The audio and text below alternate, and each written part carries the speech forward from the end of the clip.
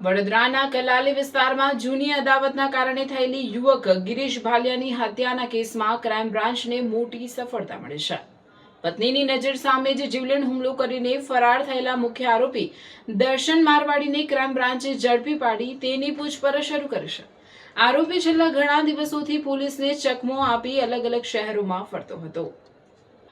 પ્રાપ્ત માહિતી મુજબ ગિરીશ ભાલિયાની પત્ની પૂજાબેને નોંધાવેલી ફરિયાદમાં જણાવાયું છે કે એપ્રિલ મહિનામાં અમદાવાદ જિલ્લાના દહેગામ ખાતે યોજાયેલા એક લગ્ન પ્રસંગ દરમિયાન દર્શન મારવાડીએ તેમની છેડતી કરી હતી. આ ઘટનાની જાણ પરિવારજનોને સમાજના આગેવાનોને થતાં પંચાયત બોલાવવામાં આવી હતી, જેમાં દર્શન મારવાડીએ પોતાની ભૂલ સ્વીકારી હતી. ત્યારબાદ સમાજમાં થયેલા અપમાનનો ખાર રાખી આરોપીએ ગિરીશ ભાલિયા સામે દુશ્મનાવટ રાખી હતી. 3 જૂનની રાત્રે કલાલી વિસ્તારમાં યોજાયેલા સામાજિક કાર્યક્રમ બાદ ગિરીશ ભાલિયા ઘરે જવા નીકળ્યા ત્યારે દર્શન મારવાડી અને કરણ મારવાડી ત્યાં પહોંચ્યા હતા અને તેમની સાથે ઝઘડો શરૂ કર્યો હતો. ઝઘડો ઉગ્ર બનતા દર્શન મારવાડીએ ચપ્પુ વડે ગિરીશ ભાલિયાના પેટ અને જાંઘના ભાગે અનેક ઘા ઝીક્યા હતા, જેના કારણે તેઓ ગંભીર રીતે ઘાયલ થયા હતા.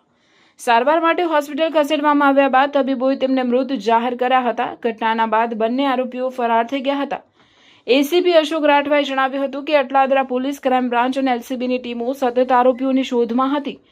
મુખ્ય આરોપી દર્શન મારવાડી પાદરા, ખોડિયારનગર, વાપી અને મુંબઈમાં છુપાતો ફરતો હતો, પરંતુ વડોદરા પરત ફરતી વખતે કપુરાઈ વિસ્તારમાંથી ક્રાઇમ બ્રાન્ચે તેને ઝડપી પાડ્યો હતો.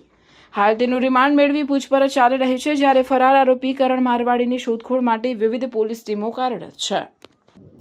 મોડી રાત્રે એટલે કે લગભગ 2:30 વાગ્યાની આજુબાજુ છે આ ઘટના બનેલી હતી, જેમાં પૂજા જે ગિરીશભાઈના વાઇફ છે એમને ફરિયાદી છે. એમની ફરિયાદમાં જણાવ્યા અનુસાર કે દર્શન કિશન મારવાડી અને કરણ કિશન મારવાડી છે કે ત્યાં માતાજીનો માંડવો હતો, ત્યાં આવેલા હતા અને આ પૂજા અને ગિરીશભાઈ પણ ત્યાં માતાજીનો માંડવો છે ત્યાં ગયેલા હતા અને દર્શન અને કરણ છે એ ત્યાં આવી અને ગિરીશભાઈને ચાકુનો એક ગંભીર ઘા મારેલ હતો સાથળ પાસે અને ગિરીશભાઈ છે એમનું ત્યાં જ મરણ ગયેલ હતું.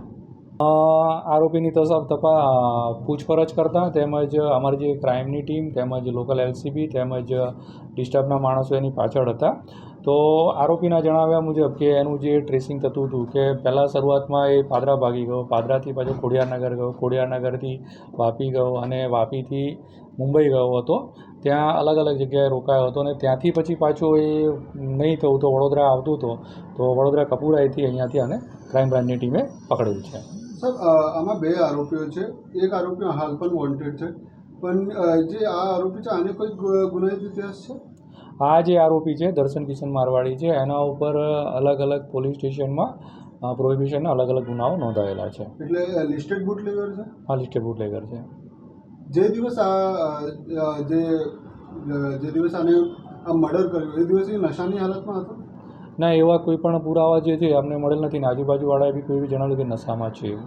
બીજો આરોપી પકડાયો નથી? બીજો આરોપી છે આના જણાવ્યા મુજબ જે તે વખતે છે સુરત ઉતરી ગયો છે અને મારો રોલ નથી, હું પોલીસમાં હાજર થઈશ કે પોલીસમાં જઈશ એ રીતે કરીને ત્યાંથી ગયો છે. એને અમારી ડિસ્ટર્બની ટીમ, એલસીબીની ટીમ અને ક્રાઇમ બ્રાન્ચની ટીમ છે એની પાછળ લાગેલી છે અને જલ્દીમાં જલ્દી આ જે બીજો આરોપી છે એને પકડી અને આગળની કાનૂની કાર્યવાહી કરવામાં આવશે. સાહેબ, હત્યા કરવાનું કારણ શું? હત્યા કરવાનું કારણ એવું છે કે 29/4 આ લોકો આમના કોઈક દહેગામમાં સગા સંબંધીને ત્યાં લગ્નમાં ગયેલા હતા અને ત્યાં લગ્નમાં જતાં આ પૂજાબેન છે અને આ દર્શન છે એની વચ્ચે કોઈક બન્યું છે કે કંઈક છેડતી કરી છે પૂજાની. દર્શને આ પૂજાની છેડતી કરી હતી અને તે વખતે ત્યાં પણ ખાસી બોલાચાલી થઈ હતી અને એ પછી અહીંયા આવીને આ લોકોનો સમાજ છે, સમાજમાં આ દર્શનને આ લોકોએ માફી મંગાવડાવી હતી અને એમાં એનું અપમાન થયેલું હોય એવું લાગતું હોય એની અદાવત રાખી અને એણે જે તે દિવસે આ ગિરીશ છે એની હત્યા નિપજાવી છે. આ લોકો જે ચાકુ મળી આવેલ છે અને ત્યાં ગયા હતા, કેમ કે આ ગિરીશ અને પૂજા છે ત્યાં લગભગ 12:30 પછી ગયા હતા અને આ લોકો પછી ત્યાં પહોંચ્યા હતા 2 જણા. તો આગળની તપાસમાં ખ્યાલ આવી શકે કદાચ આ પ્રી પ્લાન પણ હોઈ શકે.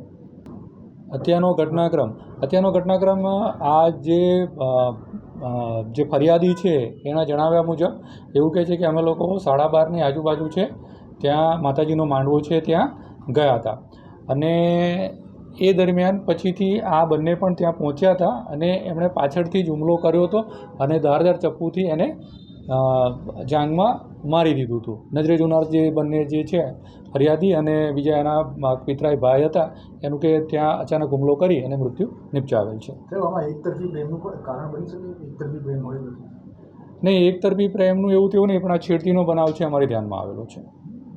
પોલીસ આગળ કયા દિશામાં હવે તપાસ કરશે? હવે પ્રથમ તો આના લાવ્યા પછી એના વિવિધ મુદ્દાઓ પર રિમાન્ડ માંગણી કરવામાં આવેલી હતી કે બીજો આરોપી પકડાયો નથી અને આ જે છે એને બીજા જ કોઈ મદદગારીમાં હતા કે એને મુંબઈમાં ગયો હતો તો મુંબઈમાં ક્યાં રોકાયો હતો, સુરત ગયો સુરત ક્યાં રોકાયો હતો, પાદરા ગયો, એ વિવિધ મુદ્દાઓને ટાંકી અને પછી એનું જે ગાડી છે એ ગાડી કબજે લેવાની હતી એ મુદ્દામાં ટાંકી એ રિમાન્ડ માંગવામાં આવ્યા હતા, પરંતુ નામદાર કોર્ટ દ્વારા એને ફક્ત 1 દિવસના રિમાન્ડ આપવામાં આવ્યા હતા.